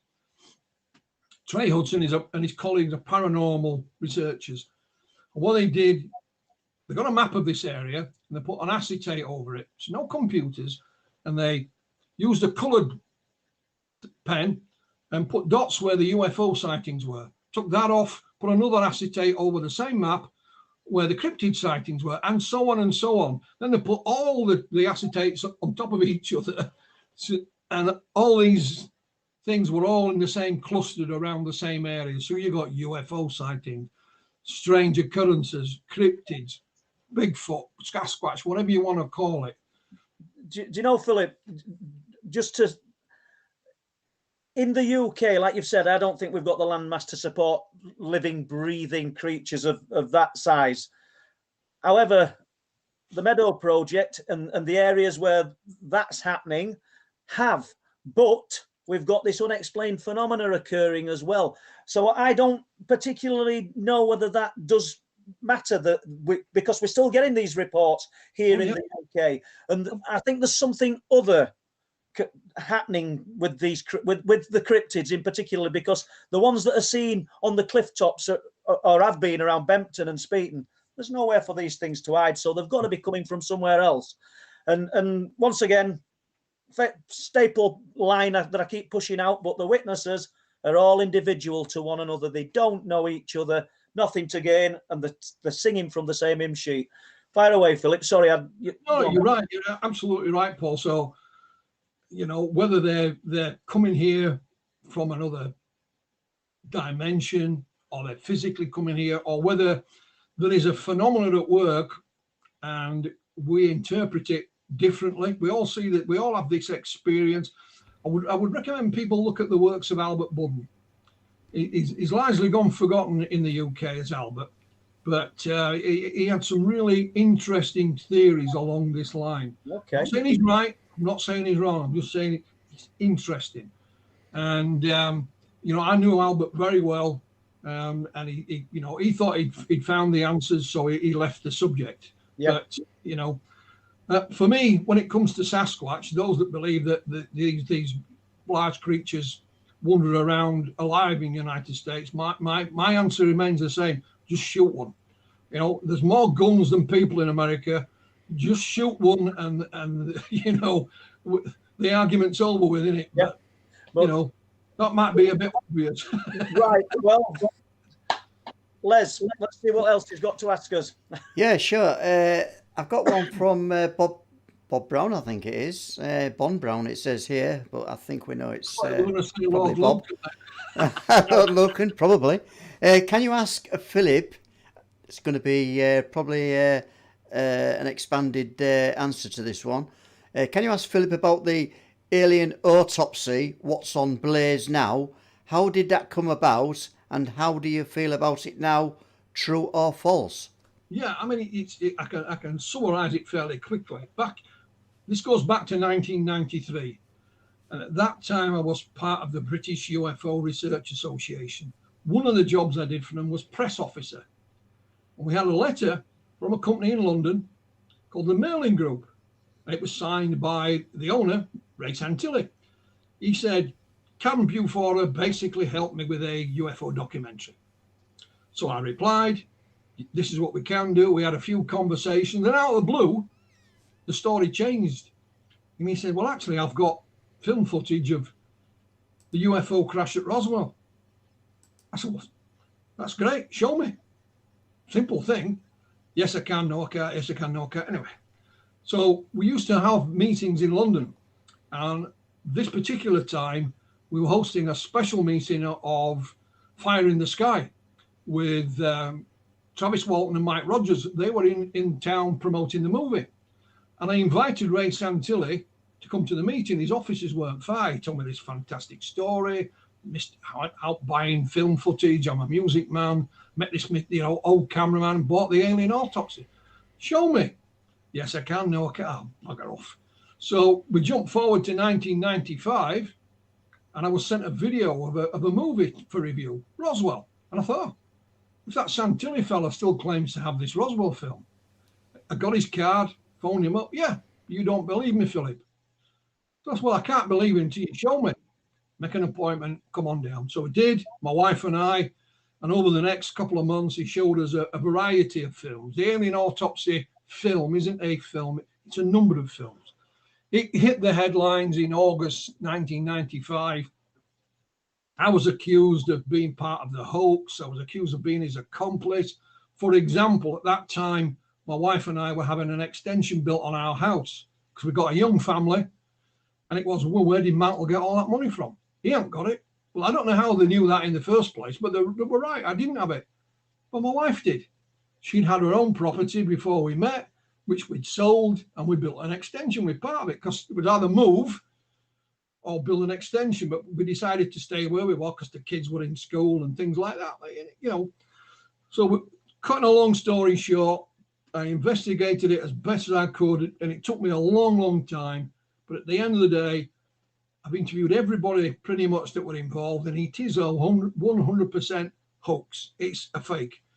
I hope that hasn't spoiled part 4 of the documentary, which is going out next week. I should have said buy the book and you'll find out, because there's a book about it as well, but I'm not that way. It took me a long time. Once it went out on television, Paul, it went out on TV around the world. I'm sat at home thinking, here we go. You know, it's out on television now. Surely somebody's going to come forward and say, that's me. I'm one of the actors. Or it's my studio we filmed it in. Or I was one of the special effects guys. Oh, no. That my granddad told me about that story. I think that's him. But absolutely nothing. It was silence. And I'm thinking, well, what the hell do I do now? So I used to say to myself, every now and again, I'll shake the alien autopsy tree and see what falls out of it. And in public, I supported Sam Tilley. To his face, I supported him. But behind the scenes, I was just trying to find out what the hell was going on. And because those personal accusations were made against me, I took it personally. So I was determined to stick at it as long as it took to get to the bottom of it. And yes, it's easily to dismiss something as a fake or a hoax or whatever, but proving it is not always that straightforward, you know. And it took me a long time, but I got there in the end. We had the chance last year, because it was the 25th anniversary, to make the 4-part series, Alien Autopsy, The Search for Answers, and it's just gone out on Blaze now with episode 4 next Thursday, 9 o'clock. Everybody watch it. Never mind anything else. You know, tune in. Okay. What about more questions, Les, or have we done? Yeah, sure. No, we'll just take a little cutaway, and Paul, I'm just going to bring up a caption of your Truth Proof webpage, if you can tell people about that. All right. Thank you very much. Well, as I tell people all the time, I'm Don Rog to thank for creating the website with me. We put all the information, sighting reports. Anybody listening to us today or listening to Philip talk, if you have anything to tell us, any interesting sightings, we'd love to put them on the truthproof.uk website. And I'm assuming, I can't see the page, that Les has put that up. Likewise, we may as well take this opportunity. Have we got a website for yourself, Philip, or an email address where people can contact you? Just type in flyingdiscpress.com and you'll find me. And I'm on Facebook as well. I'm very visible. I've tried to hide away in the past, Paul, but it's just impossible, mate. You can't. Yeah, no. I've got your Flying Disc page up there now. Thank you. Yeah, that's okay. That's brilliant, and thanks for that, Paul. We're just going to mention the Chris Evers OLM conference. It's the 4th encounter, and that's on the 21st August. And the 22nd of August. Yeah. It's all right. I've gone into a time slip, you guys, and I don't know what year I'm in. So that's where we are. The Freedom Centre, Preston Road in Hull, and as some of you already know, we've got Peter Robbins, Paul Sinclair, Jennifer Steen, Philip Kinsella and his brother Ronald, and lots of other people, including Sasha Christie. And so that's August the 21st, 2021, 21st and 22nd of August. I will get there in the end, guys, yeah. No worries, it's all good, Les, and thank you very much. So, have we more questions, Les? Let's have a look. I'm just going to have a look at this little machine here. It's... we've done that one. Right then. I guess Bridget is asking, did Philip see anything around the Mendworth Hill area? So going back to your late sightings. Mendworth Hill, for those that are not aware of it, is in just off the North York moors, and it's an American spy base. Basically, it's a listening station, and it used to house the equipment were in what they used to call the golf balls. 3 huge golf ball shaped things on the horizon. They were white as well, and people seem to be mesmerized by it. I think they've changed the golf balls now. I think it's now a triangular shaped thing, but the best of my knowledge, it was still there. We never had much come from that area, but there were certain individuals. An old friend who's fallen off the map recently, called Nigel Mortimer, in North Yorkshire. He took an interest in it. The thing about Mendworth Hill, they could track objects in space to literally to the size of a pencil. So they were one of the go-to places when we were investigating any sightings that were within sort of what we call spitting distance. We'd contact them and say, have you had anything, reported to you? Do you know anything that might explain this particular sighting? So they were like you couldn't just ring them up, but we could write to them. So they were on our list of contacts. Nothing specific that springs to mind from that particular place. Do you have any notable reports from around Fylingdales? Well, I tell you what, Mark Birdsall was in regular contact with a guy at Fylingdales, the sort of correspondent. I don't know if he was like the press officer or whatever you would call it. And Mark didn't get as much credit as he deserved, Paul, because Graham was the larger than life character. Graham liked the limelight, whereas Mark wasn't so keen on it. Yeah. But I know Mark, even going back into the early 80s, had the idea that could UFOs be secret military vehicles, test vehicles? That he wasn't 100% convinced, but that's where he was heading. So this is the correspondence that changed between him and this gentleman at Fylingdales, and Mark postulated this theory to him. But the correspondence ended one year. Mark got excited because he got an official, and it was called a NOTAM, N-O-T-A-M. I don't know what that stands for, from Fylingdales.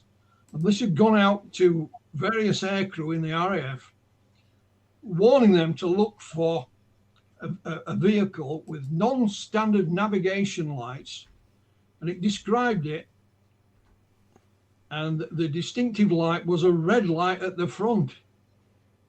It was Santa Claus and Rudolph and the reindeers. Mark got all excited about it before he realized what they were talking about. It was on the run into Christmas. Yes, so wound him up. So I think the correspondence kind of ended there. But that's just one of, like the KGB letter I told you about. That was just one of the other things that happened. Unless Les has got any more questions, I just want to ask you, what do you think then of the official MOD kind of stance that we don't investigate UFOs because they're of no defence significance? I mean, when clearly they do, with large volume of documents and reports that keep coming out. What are your views on that? Here's the thing for you. When we talk about the Ministry of Defence, it's a huge entity, Paul. It's not just the desk. What happened was, in the 1950s, we were getting sightings. There was, if you remember, in 1952, there was the sightings over Washington, over the Capitol building, and the US Air Force said there's nothing to it. But, fair enough. Over here, they set up what was called the Flying Saucer Working Party, who came to the same conclusion as their American counterparts. But they also realized that they were still going to receive UFO reports from members of the public. So somebody had to be tasked to dealing with it. And it was the Ministry of Defence. It used to be a department called DS8. Was later, a number of departments were amalgamated. It became Air Staff. There was Air Staff, I think it was 2A and 2B. And they dealt with various things. Air Staff 2A is part part of their remit was dealing with UFO reports from members of the public. And that's what you see in the National Archives, the MOD's. However, one or two other little documents have surfaced. And this was first noted, and I have to give a credit for it, by Jenny Randalls many years ago. It was actually on some correspondence that I'd had with the MOD. And you do now when we send an email, you carbon copy people in. Well, it showed you on the top of this letterhead, carbon copied. And I'd never taken any notice of it, and I wouldn't know what it was anyway. But one department was called DI-55. And it stands for Defence Intelligence 55. And they were copied in. And Jenny knew what that was. I didn't have a clue. The documents surface just recently, for example, and it goes back to 1979. I don't know if you remember when there was a TV crew over New Zealand filmed these lights over a place called Kaikoura. It actually came on the BBC News that night. I think it was New Year's Eve.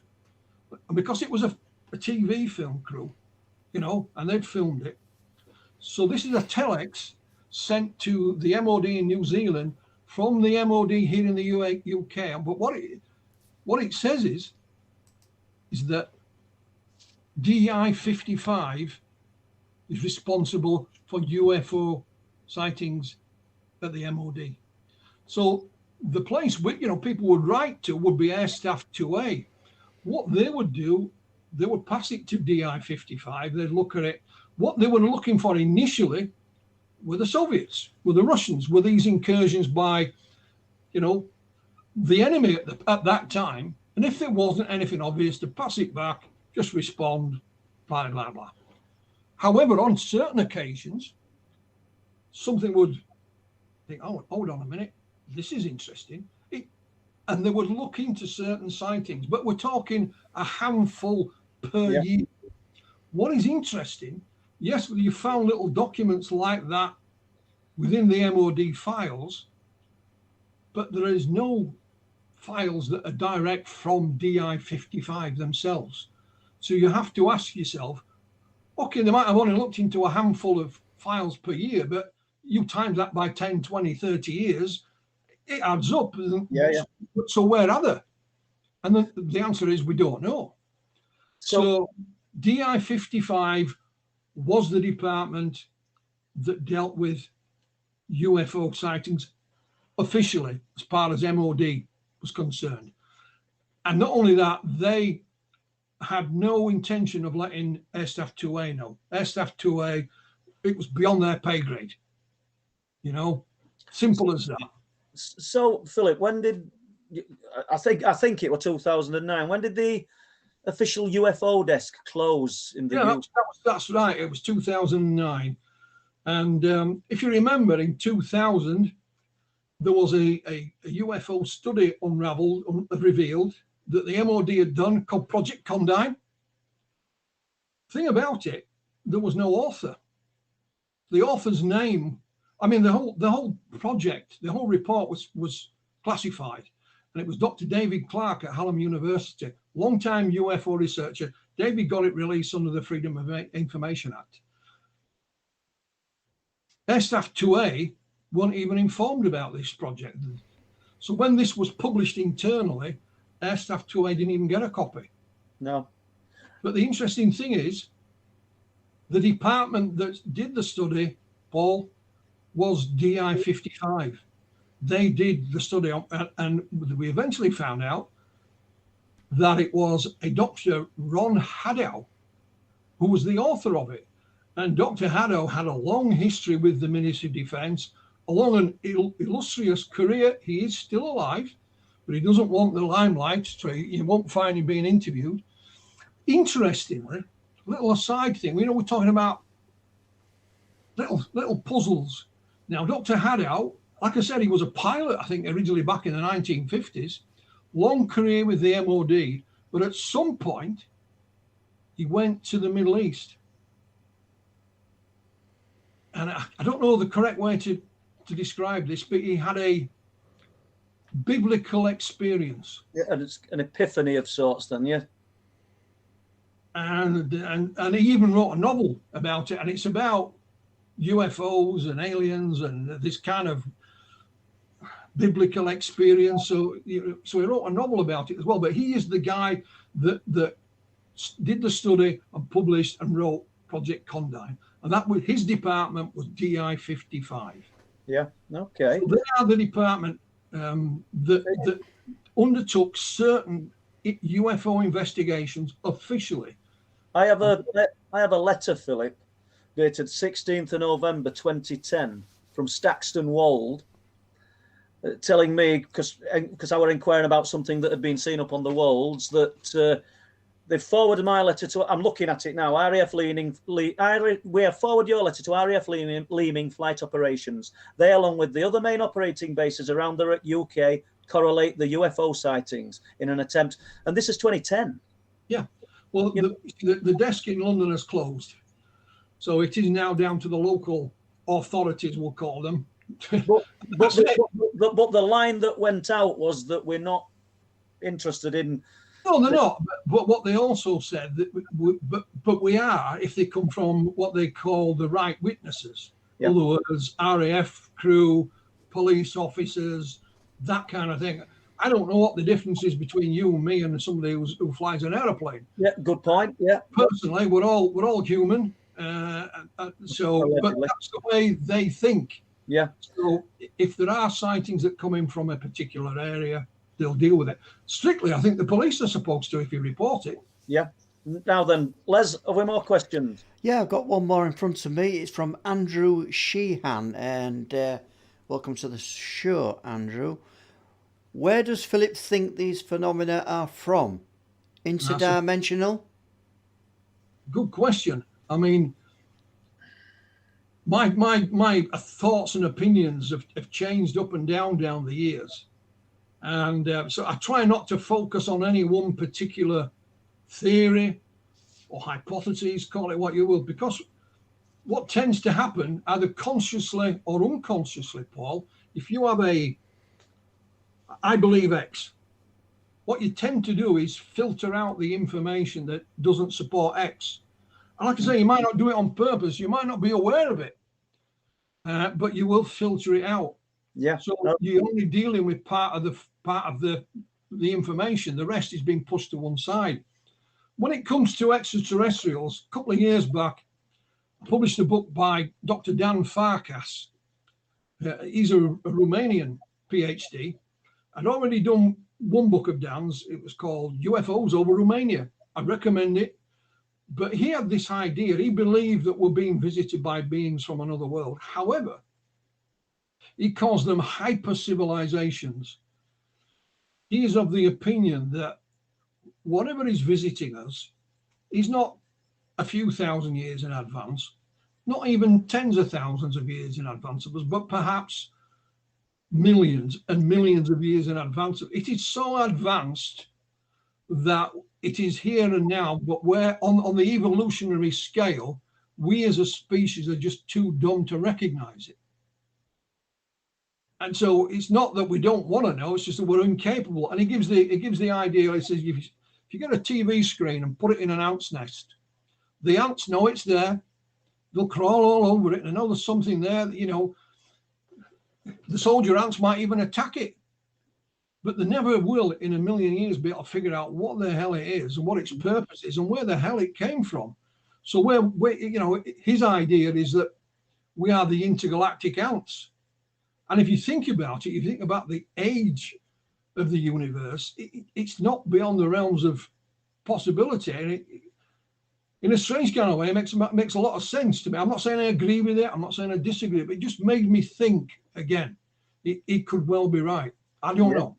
It's a good theory. And, you know, we're going to say to you, it's bet me to it. I was going to say, as your perception of the UFO phenomena evolved over the years and changed. Absolutely, Paul. I mean, when I first started, you know, wide-eyed and green around the gills, I had, you know, 100%, these are aliens from wherever.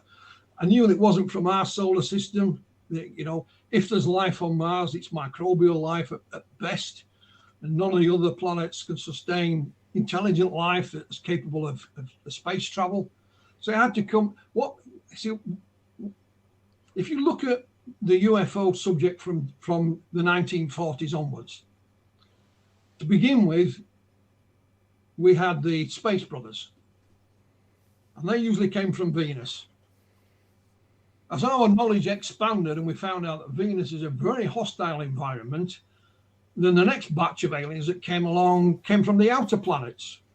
And as our science expanded and we found out that the outer planets, certainly the, Neptune and what have you, the gas giants, the gas, so there's nobody lives there, then the aliens moved further afield. But obviously, like you're explaining, this is just our perception. Yeah. And so somebody asked me where all the Space Brothers went. I didn't have an answer.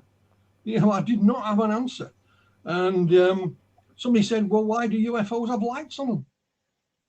I've been, if they're so clever, why have they got lights? I can't answer any of these things.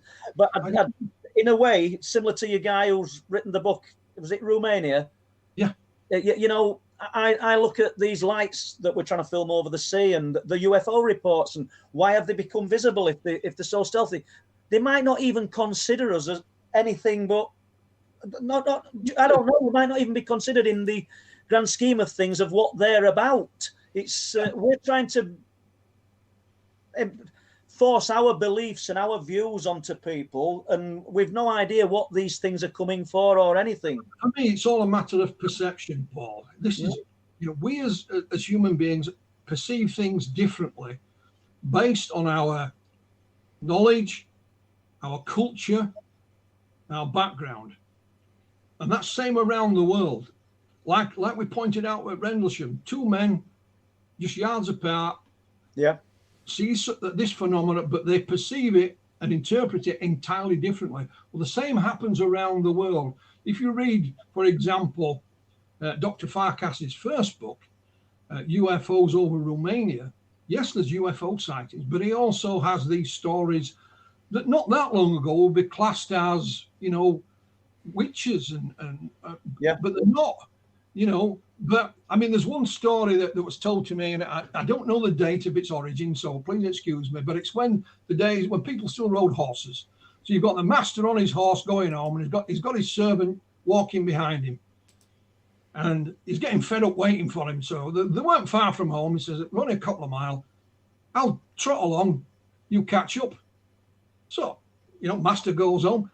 Hours later, the servant turns up when he should have been, an hour. And he said, "Where the hell have you been?" And he says, "Well, I was captured by these fairies. They took me to this fairy mound, and there was this light inside, but there's no lanterns. And, I've only been gone 5 minutes. What do you mean? I've been gone for hours." And of course, they go look for the fairy mound, and there's nothing there. I think the master's going to give him a good hiding, But you bring that forward to today, that would be a totally different interpretation of the same type of thing. Yeah, exactly. We perceive it differently. Yeah. If you look at, the creatures that are observed, if you look at the UK, Paul, you have a whole gamut of different types of, and I'll call them creatures for want of a better word. In the US, primarily the little grey guys with a few exceptions here and there. In the Soviet Union, it used to be the big tall guys. In Italy, it used to be the little ones with capes and hats. We're all interacting with the same phenomena, but we perceive it differently based on our culture, our knowledge, our religion, our beliefs, whatever you want to call it, whatever makes sense. Just to touch on the religion part of it, I mean, some people would see it as a biblical experience rather than some kind of a UFO, a true almost science fiction experience, wouldn't they? Absolutely. Yeah. And if you look at the sightings at Fatima in Portugal back in the early part of the 20th century, the sun came out and danced, and that was witnessed by a whole crowd of people. I'm talking hundreds, maybe even thousands. There were lots of people. Mass hysteria. Well, just one problem with that. There is a little photograph of it. It's not great, but it's there. And they interpreted it because there have been sightings of the Blessed Virgin Mary beforehand by these, I think it was 3 children. Sisters, yeah. Yeah. So today, if that happened, we wouldn't put necessarily a religious connotation on it. It was something entirely different. Yeah. And you know, and on it goes, Paul. The UFO phenomenon, whatever it may be, has evolved over the years. As we're evolving, as a. If there's no more questions, I'm just interested. Have you ever been asked to be silent? Have you ever tried to be silenced? You know, shut your mouth, Philip. Stop talking. No. I mean, no. And this is another thing that I've talked about with people. If people claim to say, "Oh, well, you know, don't talk about it," but it's a bit too late because they already have. Yeah. So what with the and they talk about Men in Black. Well, that was my next question. Have you ever seen are you reading my mind? No, I never had any. But what I'll jump back to, and it's not just promotion. I talked about the Meadow Project, the book with Trey Hudson. And speaking with Trey not long ago, bearing in mind Trey's with his colleagues, he's ex-military. They're all outdoorsmen. You know, he was a chief scout from being a young lad. So they were out in this meadow area, wherever the hell it is, got all the gear, zillions of pounds worth of equipment. And I asked him, I said, so what's the most frightening thing? I said, has anything really scared you? And he said, one thing really unnerved me. He says, there were several of us there. And he says, bearing in mind, nobody knows where this meadow is. That's just their nickname for it. He said, it appeared this woman, very attractive, dressed like a businesswoman. And they're all there in their combats and tents and what have you. And she said, if you're looking for so-and-so, follow me and I'll show you. And they wouldn't go with her. And he says, it's the weirdest, most unnerving thing. I mean, she was attractive. She'd no threat. She'd no guns. This is in the wilderness, out in the wild. Yeah, this is in the meadow. And he said, nobody knows we're there because we've kept the location secret for that particular reason. We don't want sightseers walking around, you know. And out pops this businesswoman. And he said she was an attractive looking woman. I don't know what difference that makes. And were the locals a bit like that, you know? I don't know. It's their description, isn't it, you know. He said she didn't warn the men. She says, if you're looking for so-and-so, follow me. And she mentioned a specific location, which he won't tell me because it would give the game away of where this location is. And I'll show you. And they wouldn't go. Wouldn't go with it. And that unnerved him. I seen in the chat, I just glanced across Bobby Dazzler, which is Amanda. Hi, Amanda. She's obviously read the book. She said that the businesswoman also had her son with her. All right. Well, I didn't remember that bit, but he just, you know, but yeah. I mean, peculiar. Bearing in mind, they've seen these strange things, beings, missing time. There's one part. I mean, this is not a secret, but the film and TV rights to the book have already gone. So they're with a company in California. But Trey is telling me the story where he said it's better in the winter to go there because there isn't so much foliage on the trees and things like that. And he's got a group of colleagues coming down and they've got them on the FLIR. This is when I learned what FLIR meant, forward-looking infrared. And he said, you know, you can see them on the infrared and they just disappear. Yeah. They're not there. And then they appear again. And there's nothing there in the way. There's no rocks, there's no trees, they didn't walk behind anything. And do you know, we've had similar phenomena at Bempton. We really have. And the person who's just said that question, Amanda, she came up with a little Psionics camera and looked up to the sky with the camera, and there's two spheres of light in the sky, which there was three people there we couldn't see with the naked eye. I put a pulsar thermal camera scope onto them. I couldn't see them at all. Actually, that's just one of many things. So these multi-phenomena areas, you know, what do you think, Philip, is happening? What do you think it's one phenomena, or is it the actual area, the enabler? Is the area the enabler, allowing this? I think it's the location, Paul. Yeah. Because as we've discussed earlier, there are certain locations around the world that for whatever reason have this phenomena. Sometimes it's very active, and other times it's dormant. Why that is, again, is open to speculation, but it has all these weird and wonderful things happen in and around it.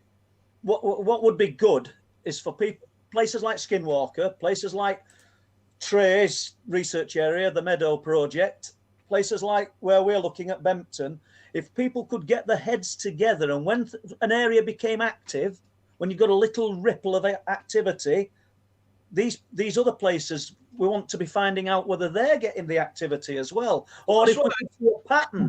It would be nice if there was an independent team, for want of a better phrase, who were on standby, were properly funded.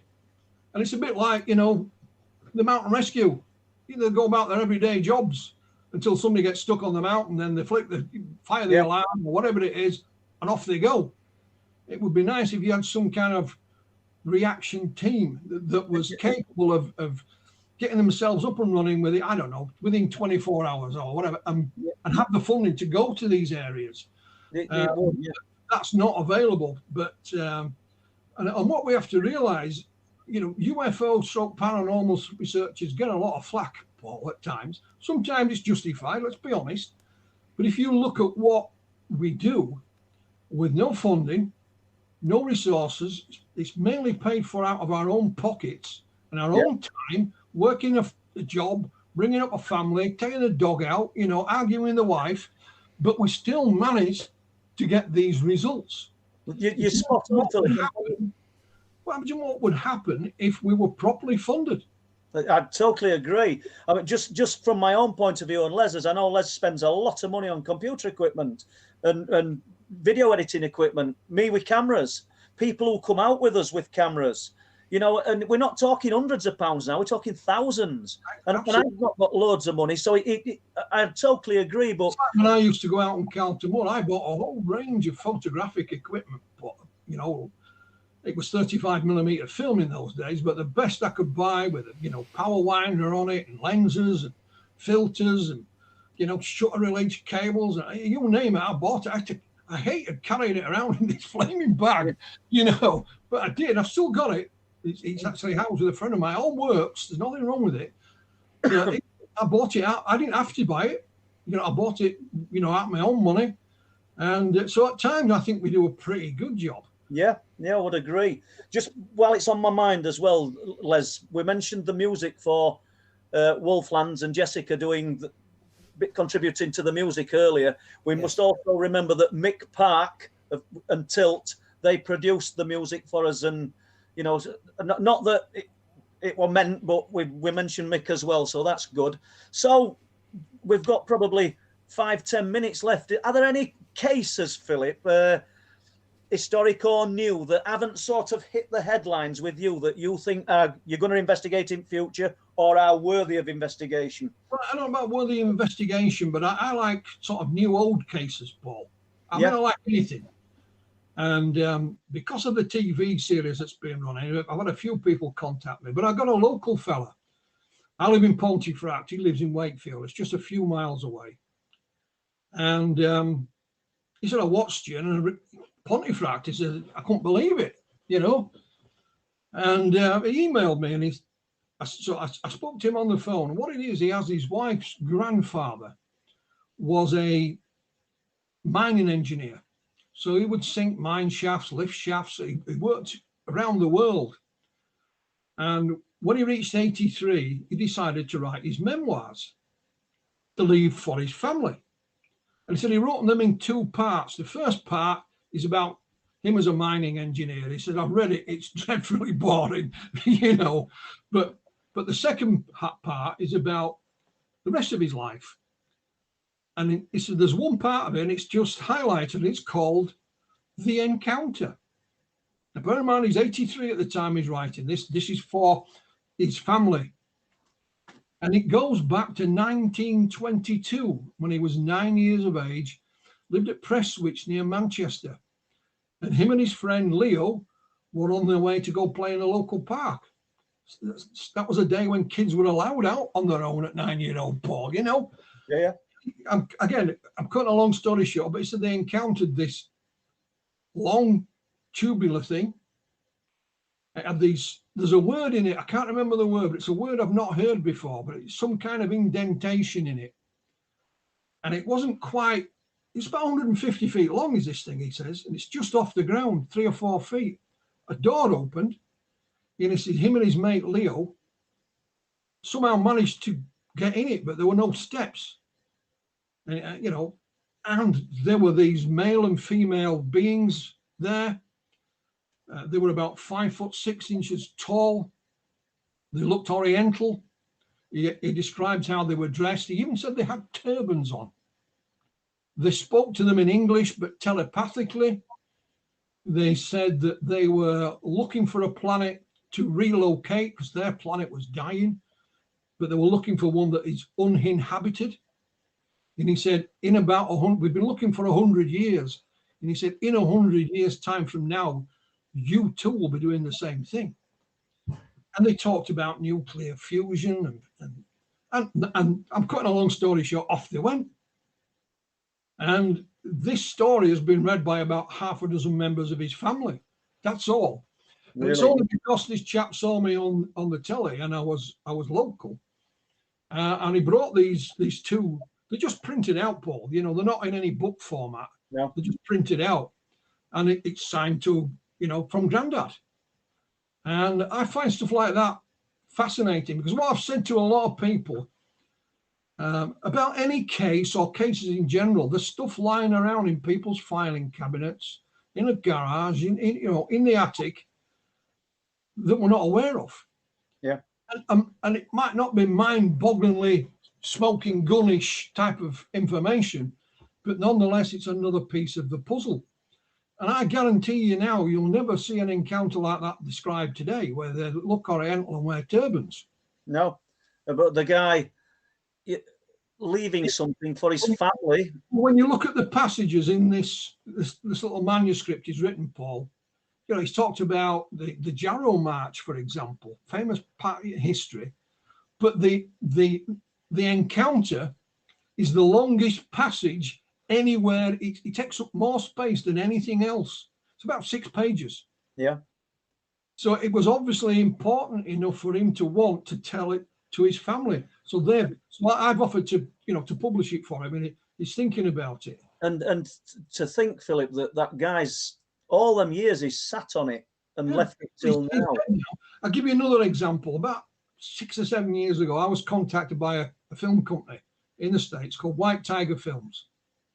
And the guy said, what we do, we make TV movies, but real life movies. And he said, one of my clients in the past was a private investigator, a woman, but she passed away and her son was going through her files. Guess what? Roswell. There was one file called Roswell. In it was a VHS videotape and a transcript and, you know, bit of writing. Puts the tape in the player. It's a chap called Deputy Charles Forgus. And it's not a formal interview. It's an old boy in his own house. And he's telling about when he went to Roswell in 1947 and saw the UFO crash and the creatures. And the reason he wasn't from Roswell, he was actually from a place called Big Spring in Texas. He said, we were looking for this guy who'd been cashing fake checks and had been caught and put in jail in Roswell. Me and the deputy, the sheriff, were en route to pick him up. When we heard on the police radio, we found the site. We were allowed to stay for about 20 minutes. And then politely but firmly told, enough's enough, lads, time you were going. So we went and picked the prisoner up, and that was it. So we published this. And on this video, you can see pictures of this old boy, you know, in his police uniform. There's these stripes. We found out he'd been in the army. We published it with Dr. Irina Scott, who I mentioned earlier. First got an email from his nephew. He said, did you realize he's got another son? No. He put us in touch with his son. And again, we interviewed him on the phone and he said, yeah, my dad told me about this back in the 1950s. First time he told us. He knew it were the 50s. He couldn't remember exactly which year because they actually moved house. So it was a big thing in the 50s when they moved. And if you go back to Roswell, Paul, it was dead. in the 50s. There was no mention of it. It died overnight as it happened and didn't resurface until the late 1970s when Stan Freeman found Major Marcel. So there's no way this old boy could have seen something on the TV or a documentary about it like that. And that was just found in a filing cabinet. Now, all the people at Roswell are now dead. Everybody who was, a witness to Roswell is deceased. So again, I've explained, if you're looking to research that kind of thing, you've really got to be looking in, garden sheds, attics, basements, wherever. That's where the next bit of information might turn up. Like this piece of information you've just told us about. And I mean, that's, in a way, that's strengthening the case for Roswell being a genuine UFO-related event, isn't it? Well, I don't know if this old boy was there. He's dead. I've not had a chance to speak to him, but I can't think of any reason why he would make it up or he'd get mistaken. Make of it what you will, Paul. It's there. We've shown the video in public, little bits of it anyway. It is what it is. But the point is, it was just found in a filing cabinet. This lad could have just got his mother's stuff and chucked it in the bin. Yeah. Well, excellent, Philip. And almost 2 hours gone. And I knew you wouldn't stop talking.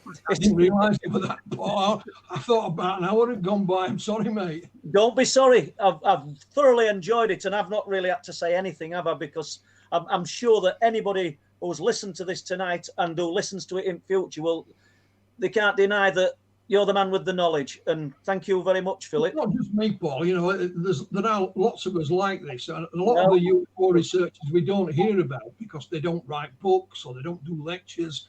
And it's like Mark Birdsall. Everybody remembers Graham, but not necessarily Mark. But Mark did a lot of good work and he hasn't got the credit he deserves. And there were others like him. It's not just him. No, but thank you very much. Honestly, really appreciate giving us 2 hours of your time tonight. My pleasure. I'm just going to, have a walk out and I'm going to, take Shergar for a walk and then, bed him down for the night and that's me done, mate. Thank you. Les? Okay, thank you very much. Thank you very much, guys. Yeah. Well. What a great show tonight. Thank you, Philip, for giving us a great show. And we've got some great people in the chat tonight. I've got to thank you all for coming in the chat. We have got to thank everybody who contributed through the super chat tonight. And if anybody else wants to contribute anything, we do have a PayPal link set up on the Facebook page. So if you want to just pop anything through there, then you're quite welcome to do that. So don't forget the OLM conference this year, as I outlined earlier on in the show. That is still going on this year, so some great things happening. And yes, I was reading the chat earlier, and I guess we've got to be thankful for a little bit of freedom around the corner, you guys. So let's get out there, and we're kind of going to make the most of it. So it just remains for me to say thank you all for joining us tonight. This is Les from the Digital Creations team, with Leslie Kirby fielding all the questions for us tonight, and it looks like Andy, our mod, was taken ill tonight, so he didn't join us after all. But hope you get better soon, Andy. I've got to say thank you very much. I've got to see you all. We're going to be on a stream next week, so we'll look forward to that. Friday night is always the best night. Remember that, folks. So Friday night. The Friday night, the weekend starts here. The weekend starts here, yeah. So we're going to thank Philip Mantle again and Paul Sinclair. So I guess it's me signing out. See you all next week.